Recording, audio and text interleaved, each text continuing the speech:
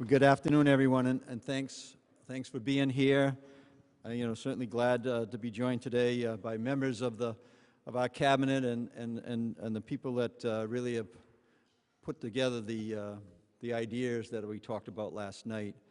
You're not going to have good things happen in the state of Rhode Island without good people that are leading the charge. So happy to be here. And Pastor Chris is also here.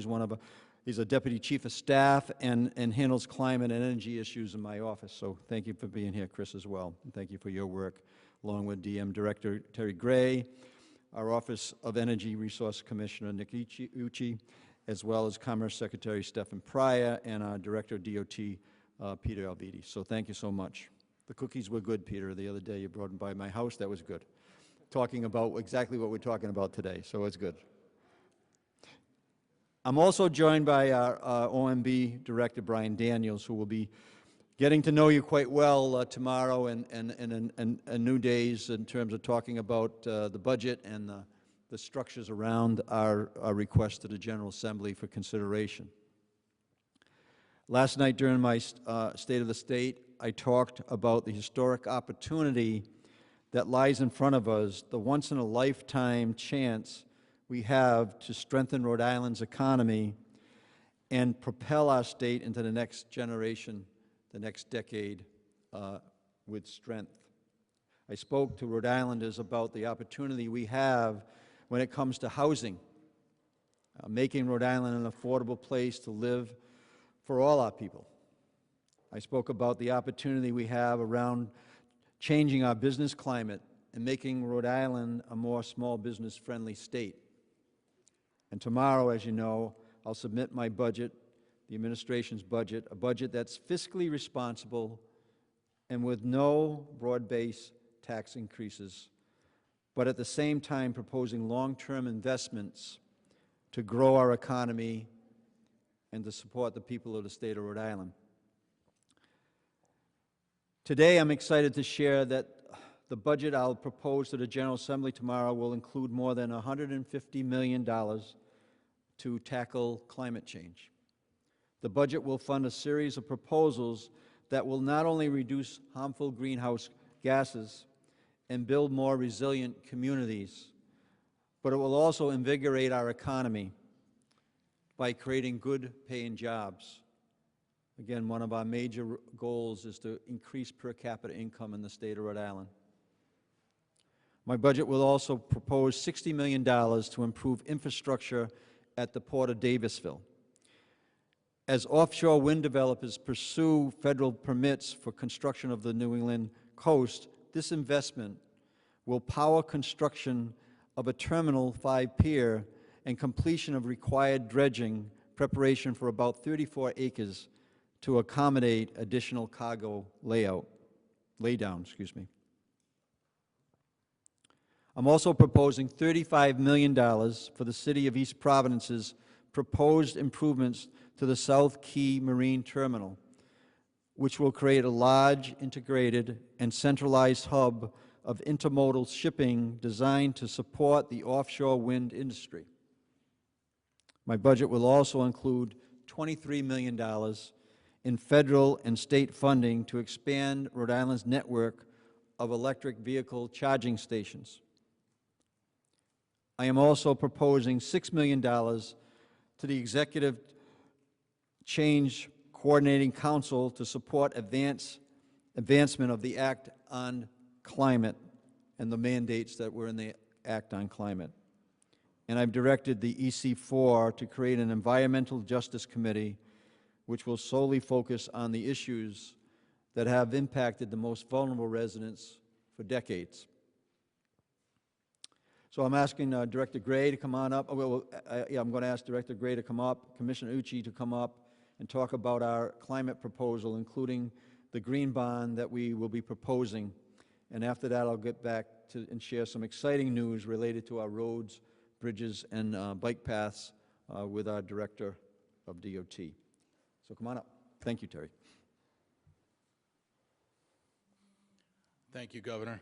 Good afternoon, everyone. My name is Terry Gray. I'm the Acting Director for the Rhode Island DEM, and I'm also have the opportunity to chair the Executive Climate Change Coordinating Council, which is essentially a climate cabinet of all of us that work under the governor's leadership. The $150 million in the FY23 budget for climate change related projects is unprecedented. And it gives us an unbelievable opportunity to really start to make forward progress to implement the Act on Climate. As many of you know, the legislature passed the Act on Climate. Governor McKee signed it in April. It is a very aggressive and historic piece of legislation that's going to drive us to become a leader in responding to climate change. And these investments will give us the tools to really make that happen. Just highlighting three things, I'd like to just repeat what the governor said. There's $6 million in funding that's allocated directly to the EC4. This is the first time that money has been allocated to the Climate Council to actually do the work that we're charged with. It's very important. There's a lot of important activities that need to go on, a lot of responsibilities on the EC4, and this really gives us a little horsepower to get that done. There's also a really great set of investments that are in the green bond, and you'll see more about this tomorrow. It's not the only things that are in the green bond, but the three climate-related investments are support for the municipal resiliency program. Our cities and towns have to get ready for the changes that are coming our way through sea level rise and more severe storms, and this provides support for them to do a lot of resiliency projects in their jurisdictions. We'll be working with the Rhode Island Infrastructure Bank for implementation of that. There's also funding for a small business assistance loan program, also through the Infrastructure Bank, to help small businesses get ready for climate change. And one that's near and dear to my heart is an investment in forest conservation. We have to look at the forest that we have here in Rhode Island, the development pressures that are going on those forests, and really look at protecting that, and also increasing the tree cover in some of our urban communities. So we're really excited about the whole package, but I wanted to highlight these pieces for you this afternoon, and then I'll turn it over to Commissioner Ucci for some of the other elements here. Thank you.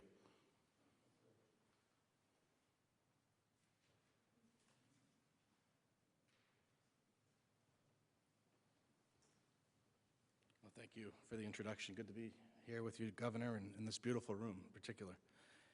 There should be no doubt that climate change is real. 2021 marked the 45th consecutive year with global temperatures rising above the 20th century average. The years 2013 to 2021 all rank among the top 10 warmest years on record. These changes are leading to warming oceans and more intense weather patterns, all of which have implications for our citizens, our communities, our public health, and our economy. But there should also be no doubt about Rhode Island's and the Governor's commitment to tackling the myriad of challenges posed by climate change while simultaneously seizing the moment to grow good-paying jobs and create vibrant economic growth opportunities. And the Governor's budget advances this work in earnest. Today, you've heard, we are announcing a proposed $37 million in federal funds to create a high-efficiency electric heat pump incentive program to target greenhouse gas emission reductions in the heating sector. Now, for those of you who are not familiar with those, what an air source heat pump is, it can provide very efficient heating and cooling for a home or business by transferring heat rather than burning a fossil fuel to combust and provide heating only. And because these units run on electricity, we can reduce the environmental impacts from heating through the further integration of carbon-free renewable generation sources. Now, as part of this effort, we intend to assist homeowners and small to mid-sized business owners with the purchase and installation of this technology, with an emphasis on supporting families in environmental justice communities and community organizations. Also, the Governor has included $23 million in federal funds to support the expansion of electric vehicle charging infrastructure across Rhode Island. Now, this suite of initiatives is targeting two particular sectors of our economy, heating and transportation, that currently make up 2/3 of our greenhouse gas emissions today, while improving access to more sustainable energy alternatives throughout the Ocean State.